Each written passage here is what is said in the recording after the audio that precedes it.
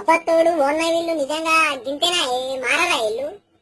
ఇంత ముందుకేమో ఫేస్బుక్ లా అదేమో దిక్కుమల్ల గేమ్ ఆడుదురు, అది క్రాండీ క్రిష్, అది ఆడి ఆడి ఓడిపోయిన కొద్ది మనకి రిక్వెస్ట్ పంపిద్దరు. వాళ్ళకు పని లేక మన్ను లేక వాళ్ళు గేమ్ ఆడుకుంటా మనకు తిప్పలు పెడితే నేను ఉర్రి ఉర్రి ఉర్రి ఉర్రి బంద్ చేపించిన. మళ్ళా మళ్ళా కొత్త భాగవతం మోపు చేసిరేమే ఎందుకు రాత్రికి 12 కొట్టగా.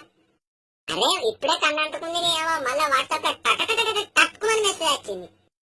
ఏంటిరా అని చూసేసరికి అల్ల ఏముండేది కదా వాయిస్ రికార్డ్ వచ్చింది. జై శ్రీరామ్ జై శ్రీరామ్ జై శ్రీరామ్ జై శ్రీరామ్. ఈ మెసేజ్ ను 18 మందికి సెండ్ చేయి, శుభవార్త తింటావు, లేకపోతే ఏదైనా అశుభవార్త తింటావని నన్నే ఉల్టా అంటాను. అది ఎట్లనే ఇల్లు నిజంగా ఇప్పుడు నేను 18 మంది పంపించుకుంటావు సోనా, లేకపోతే నేను ఇప్పుడు నిండా చెద్దరు కప్పుకొని వాళ్ళన్నా.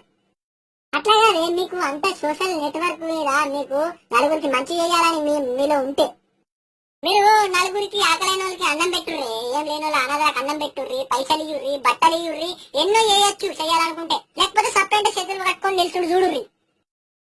ఇది ఏంది ఎవరికి లాభమే? ఇట్లా పంపిస్తే ఎవరికి లాభం ఎవరికి నష్టం? మీకు దేవుడు కనిపిస్తాడు ఎట్లా అని చెప్పుర్రి. నేను ఇట్లా మాట్లాడితే మీకు కోపాలు వస్తాయి. మీరు చేసేది ఏమో గట్లుంటాయి. మీకు అప్పుడప్పుడు నెత్తిలా ముళ్ళు మెసులుతూ రావచ్చు. నిజంగా అన్న ఇట్లా చేసేటోళ్ళు అందరికి పంపిర్రే. ఇది వీళ్ళకు మంచి మాట చెప్తే వినరే ఇల్లు. ఇన్ని రోజులు ఏ బాధ లేకుండే మళ్ళా ఎవరు పుట్టిన మళ్ళా సురువు చేసిండు ఎవరు. అరే అవ ఎక్కడో బేకర్ కాదు మా పేరు. పొద్దుగాల లేస్తే దూతున్నదిరా భగవంతా అని వండుకుంటే ఆంజనేయం పేరు చెప్పి జై శ్రీరామ్ జై శ్రీరామ్ అట వాళ్ళకి పంపి ఇళ్ళకి పంపి. నీకు గంటగానం బట్టుంటే ఒక 4 ఫోన్లు కొనుక్కొని 4 సిమ్ములు వేసి 4 సిమ్ములలో నెట్ బ్యాలెన్స్ వేసి నిజానికి నువ్వే పంపించుకో. నిజానికి నీకే అన్ని శుభవార్తలు జరుగుతాయి. అప్పుడు నీకు రోగం తిరుగుతుంది. నీకు ఇట్లా చెప్తే అర్థం కాదు. అబద్ధమన్నా ఇల్లు ఇట్లా చెప్తున్నారు. నిజంగా అందరికి మొత్తం మందికి పంపిర్రే. అందరికి ప్రతి ఒక్కరికి జరిగే ఉంటది. మొత్తం మంది వినే ఉంటారు. నాకు వచ్చిందంటే అందరు నాకు వచ్చిన మాటే.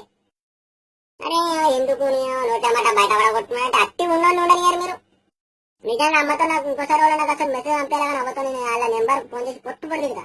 ఇప్పుడు పంపిద్దామన్నా నెట్ బ్యాలెన్స్ లేవు. పంపించకపోతే బాధ, పంపిస్తే బాధ. పంపిస్తేనే వాళ్ళు నన్ను తిడతారు నాకెందుకు పంపినామని.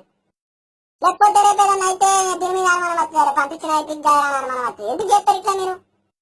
దేవుని పేరు చెప్పి అన్ని ఆటకాలు అబ్బతోడా నాకు కాదు ఒకరికి పంపించాల్సి మెసేజ్ అయితే డెలీట్ చేసుకో. ఒక్కసారి చెప్తే అర్థం చేసుకోవాలి. ఎట్లా అన్నా